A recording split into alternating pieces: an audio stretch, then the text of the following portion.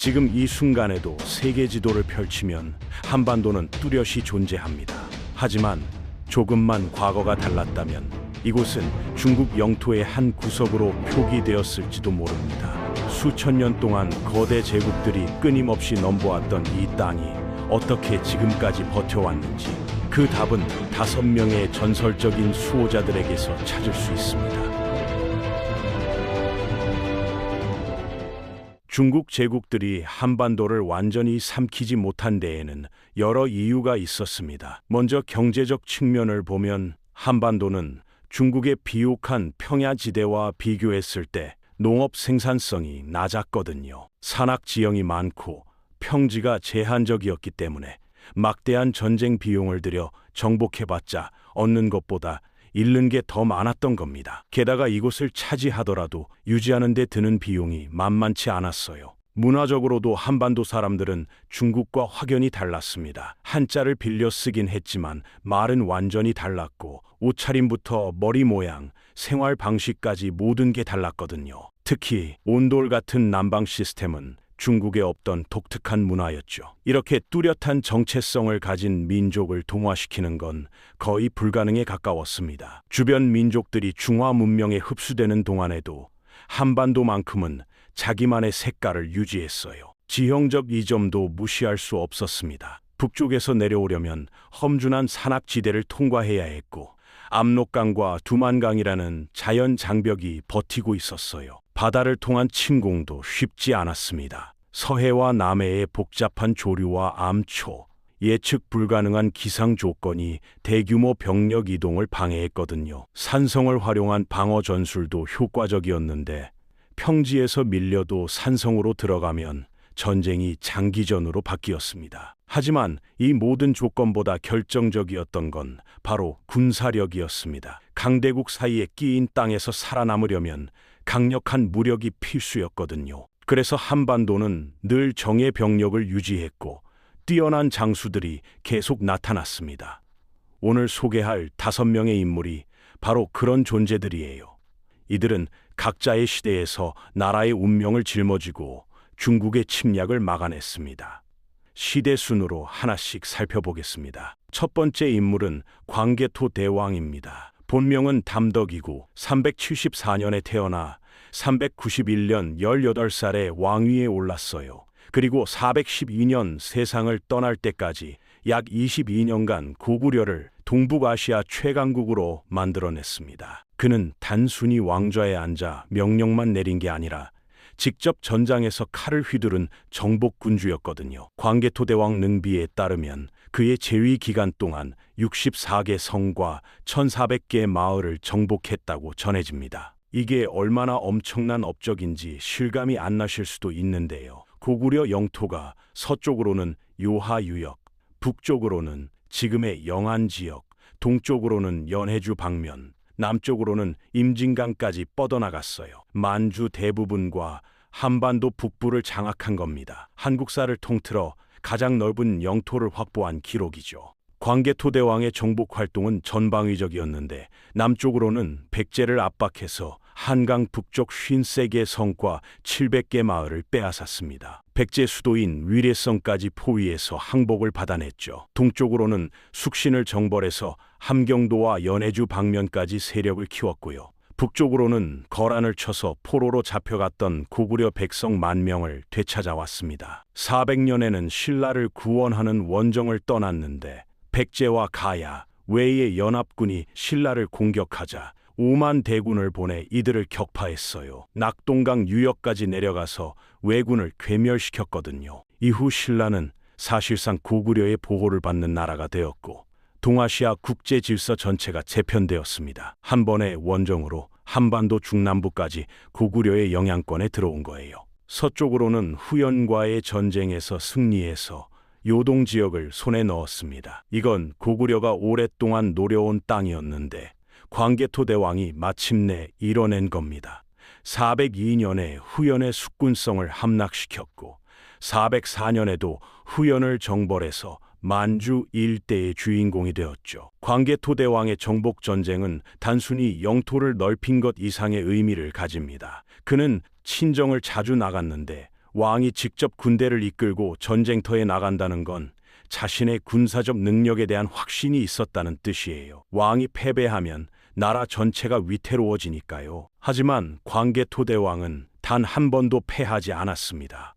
그래서 광개토대왕 능비에는 나라가 부강하고 백성이 편안했으며 오곡이 풍성했다는 찬사가 새겨져 있어요. 군사적 업적뿐 아니라 내정에도 힘을 쏟았습니다. 중앙관직을 신설해서 행정체계를 정비했고 수묘인 제도를 재정비해서 왕릉을 보호했어요. 393년에는 평양에 9개 사찰을 세워 불교를 장려했는데 이건 훗날 장수왕 때 평양 천도를 준비하는 작업이기도 했습니다. 광개토대왕은 412년 39이라는 젊은 나이에 세상을 떠났어요. 끊임없는 원정과 전쟁으로 심신이 극도로 지쳤을 가능성이 크죠. 그의 아들 장수왕은 아버지의 업적을 기리기 위해 414년에 거대한 비석을 세웠습니다. 높이가 6.39m나 되는 이 비석은 지금도 중국 지린성 지안현에 남아 있어요. 내면에 걸쳐 1755자가 새겨진 이 비문은 고구려의 위대함을 증명하는 귀중한 유산이죠. 광개토 대왕은 알렉산드로스 대왕과 자주 비교되는데 두 사람 모두 젊은 나이에 즉위해서 짧은 기간 동안 엄청난 영토를 정복했고 비교적 이른 나이에 세상을 떠났다는 공통점이 있습니다. 하지만 광개토대왕이 남긴 유산은 조금 다릅니다.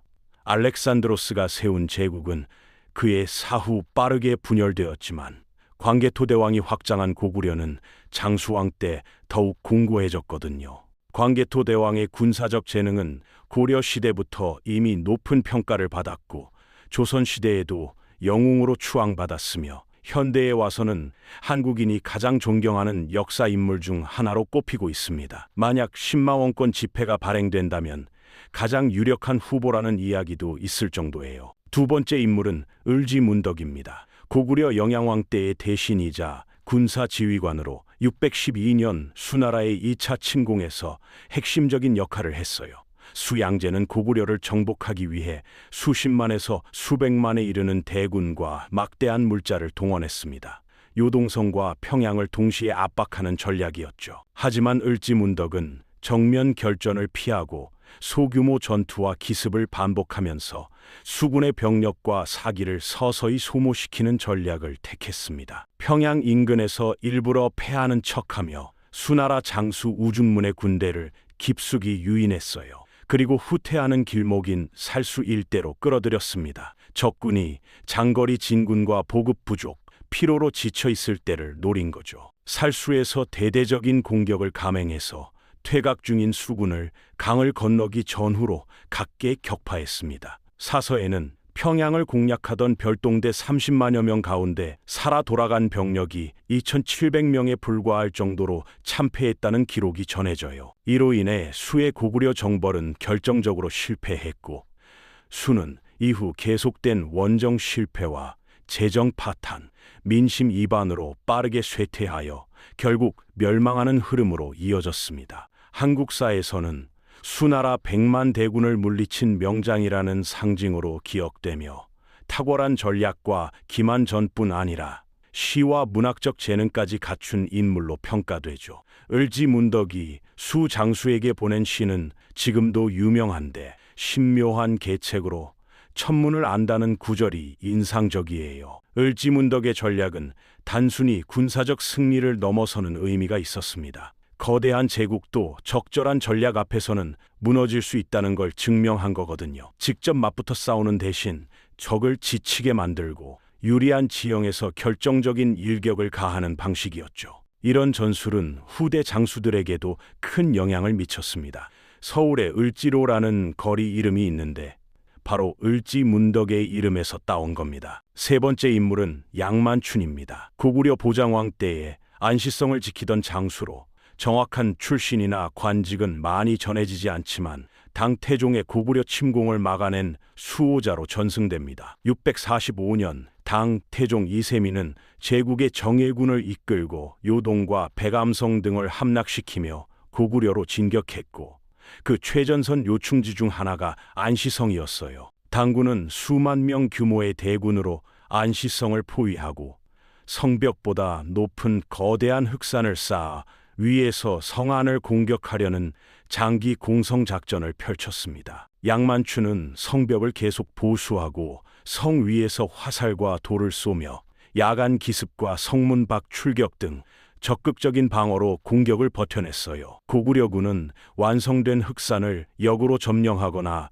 붕괴시키는 등 당의 공성 시도를 무력화했고, 당군은 큰 인명 손실과 사기 저하를 겪었습니다. 당 태종은 혹독한 추위와 보급난, 장기 공성 실패로 결국 안시성을 함락하지 못한 채 철수해야 했고, 1차 고구려 정벌은 막대한 피해만 남긴 실패로 끝났죠. 황제 본인이 친정한 전쟁에서 작은 성 하나를 끝내 넘지 못하고 물러났다는 점 때문에 양만춘의 방어는 당과 고구려 모두의 사서와 전승에서 큰 상징성을 가집니다. 이 전투 덕분에 고구려는 이후에도 수십 년간 독립을 유지할 수 있었고, 양만추는 한성으로 제국을 막아낸 수비 장군의 전형으로 기억되죠. 을지문덕이 야전에서 적을 유인해 섬멸한 공격형 전략가라면, 양만추는 제한된 병력과 자원으로 시간을 끌며 황제의 친정을 좌절시킨 방어형 지휘관이었습니다. 네 번째 인물은 신라의 김유신입니다.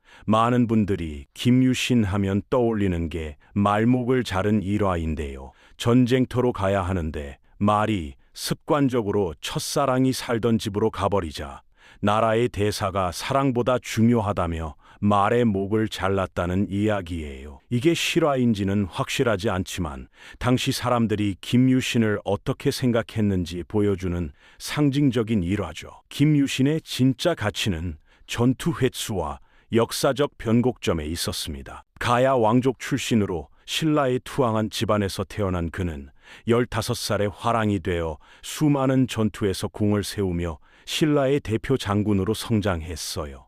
삼국 통일 전쟁의 실질적인 지휘자 중 한 명이 되었고, 백제 정벌 때는 당나라와 연합하여 5만 대군을 이끌고 황산벌에서 개백의 결사대를 물리쳤습니다. 비록 약속한 날짜보다 늦게 도착했지만 당나라 장수 소정방이 신라 장수를 처형하려 하자 단호하게 대응했어요. 필요하다면 당나라와도 싸우겠다는 의지를 보여준 거죠. 이건 단순히 용기만의 문제가 아니었습니다. 신라가 당나라의 속국이 아니라 대등한 협력 관계라는 걸 확실히 했던 순간이었거든요. 이후 고구려 정벌에도 참여했고, 백제 유민과 외의 연합 세력을 격파하는 등 생애 내내 전투를 이어갔습니다. 김유신이 평생 치른 전투가 얼마나 많았는지는 정확히 알 수 없지만 삼국 사기와 삼국 유사를 보면 셀 수 없을 정도로 많은 전투 기록이 남아 있어요. 그 전투 하나하나가 나라의 운명을 바꾸는 중요한 싸움이었습니다. 신라가 삼국을 통일하고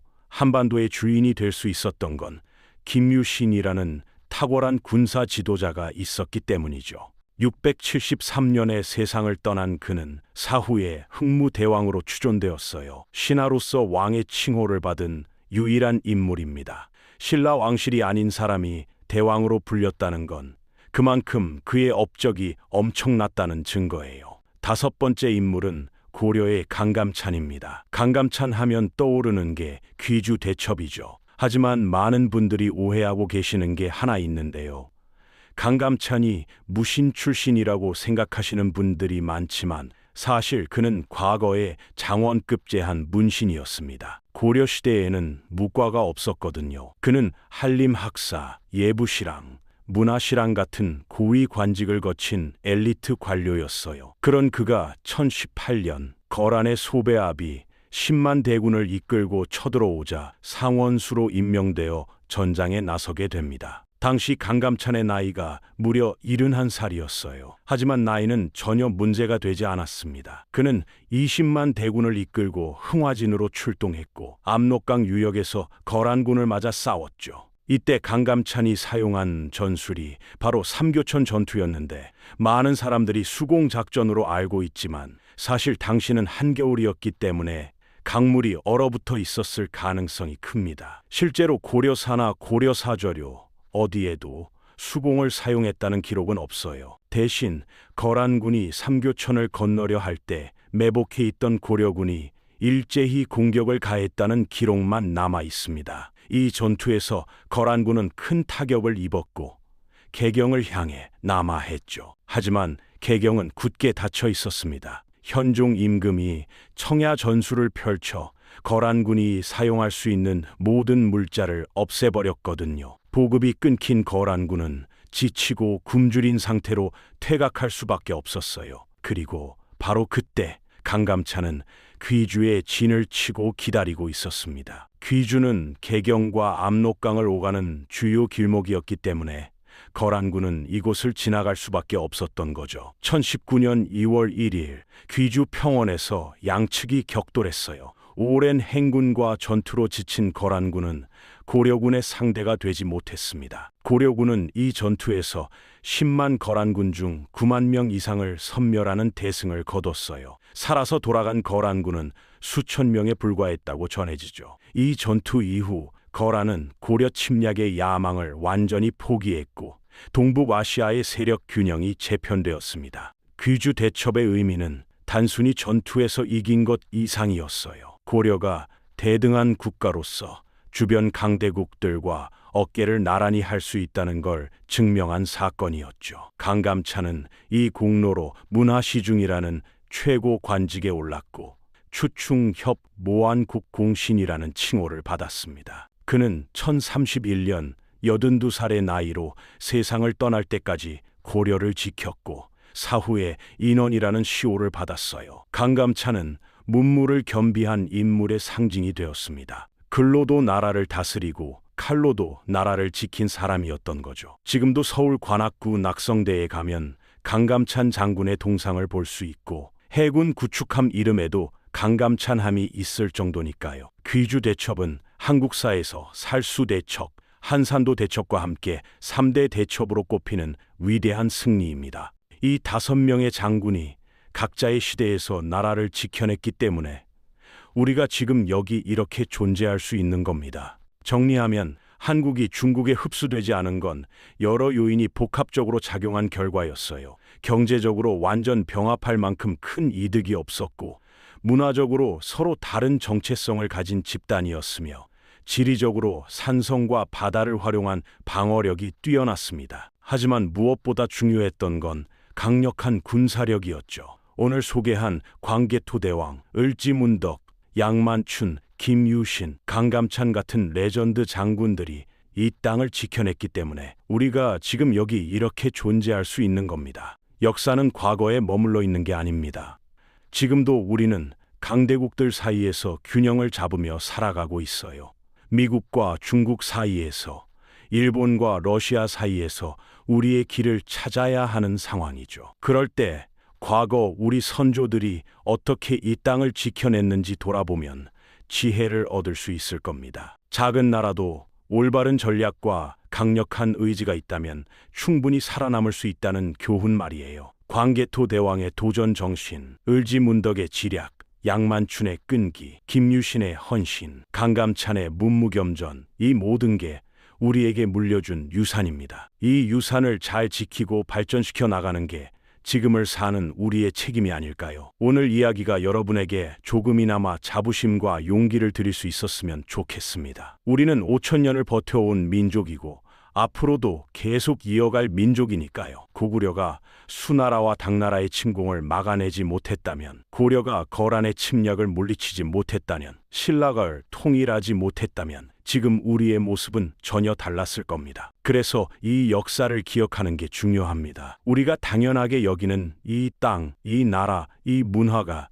사실은 수많은 희생과 투쟁의 결과라는 걸 알아야 해요. 세계 지도 위에 한반도가 뚜렷이 존재하는 건 우연이 아닙니다. 수천 년 동안 이어온 저항과 승리의 역사가 있었기에 가능한 일이죠. 이 5명의 장군은 각자의 방식으로 나라를 지켰지만 공통점이 하나 있습니다. 바로 포기하지 않았다는 거였습니다.